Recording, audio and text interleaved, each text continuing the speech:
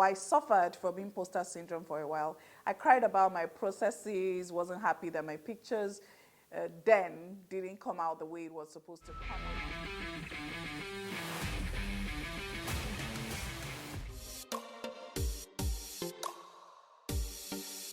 So I am a portrait photographer at Portraits by MM. I'm also an artist and an entrepreneur. Walkwithemem is where I'll be sharing my business inspiration, my photography skill, and tips, and life as I see it. With everybody, doesn't matter if you're coming up or you're on the same level as I am, or even better.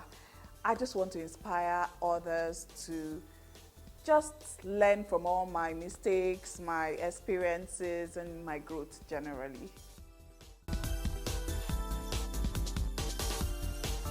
I would say it's about time. I have been privileged to learn from brilliant creatives who have shared their knowledge openly, and I've been doing this for about 12 years, and I believe that it's time to share my knowledge, my personal growth and just put it out there really. If it's going to inspire just one person, then it's a good thing. Something has to keep giving, really. If I could change one thing, that would be procrastination. I'll be more proactive and just kick into action faster than I usually would. I would stop being an overthinker and overanalyzing everything. We tend to just overanalyze things without giving room for the journey of our growth and just the progress of how far we've come. So I'll just take it easy and let it flow more.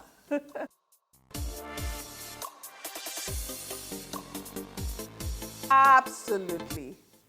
In a world where you're expected to be everything but yourself, it's tough not to just get into some doubts. I've suffered from imposter syndrome for a while. I suffered from imposter syndrome for a while. I cried about my processes, wasn't happy that my pictures then didn't come out the way it was supposed to come out. And every now and again, I wouldn't say I fall into that circle, but I've learned that life is a series of healing and learning. And, I've learned to give some grace to myself and just enjoy my own process as I evolve.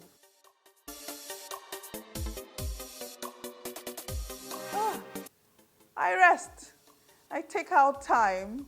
I watch an Indian movie. And yes, I love Indian movies. But really, I just wait for it to come back to me. I trust the process. And I would say I trust my connection with my subject.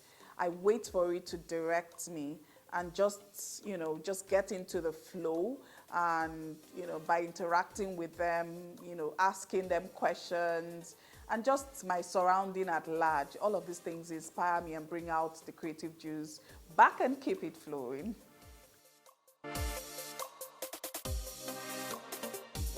Well, I take it one situation at a time.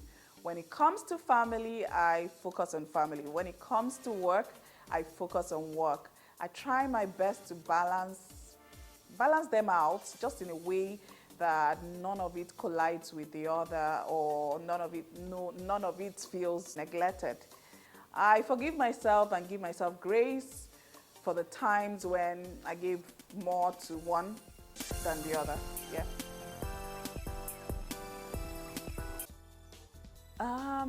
I would say my dad. My dad used to, blessed memory, my dad used to have a camera and this big video recorder where he would just put us in front of a camera and record us do silly things, play around. When we're going to church, dress us up and just take pictures of us. I think that inspired me to keep memories of my own, my children. I mean, what I do right now is just keeping memories and, I think it put me in tune with my creative side. So And I also did art while in school. So yes, that was a big influence. I would choose a shoe any day, anytime. I'm such a girly girl. So yeah, a shoe. But if gadget is needed, I'll make out some time and just I manage my finances in such a way that I can get both of them if I want to. So yeah.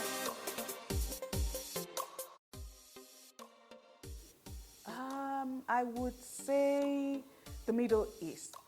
Yes, I was somewhere far in the Middle East. Don't worry, I won't tell you where it is. And yeah, so I missed home, but it was really a needed fun and a needed time out. And I would say sometimes we all need to disconnect to appreciate what we have. So yeah, that was one of my farthest time from home.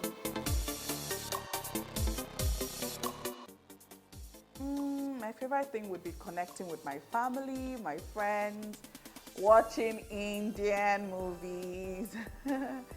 I listen to audiobooks just because I want to appear smart.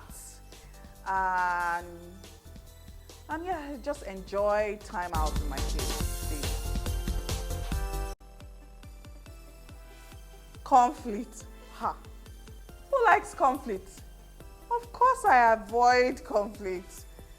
I avoid conflict too. But sometimes it comes in as an uninvited guest and it somehow teaches you a thing or two about yourself. So yeah, we face conflict when we have to sometimes.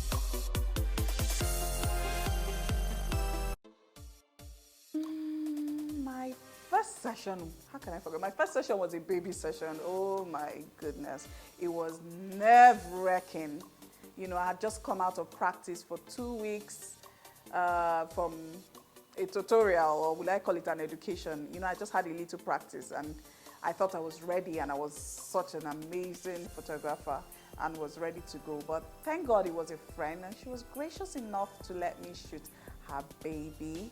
And after what seemed like 6 to 10 hours, I would say the baby is okay. She's alive, she's grown, she's a big girl now, and you know, I have an experience to tell.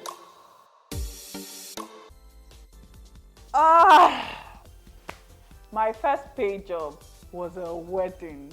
Can you imagine it? It was a wedding, like it should not have happened. I deserve to return the money. And Onyi, if you're watching this, apologies. But I mean, I wouldn't have this story to tell if I didn't take that session. So shout out to you. Thank you for giving me a chance. I appreciate that chance. So I got the chance. I did the wedding. It was hectic. I was stressed out, but it taught me a thing or two. I wouldn't regret it. I don't regret it, but I'm grateful. I'm grateful for the chance. Yeah. It was a wedding.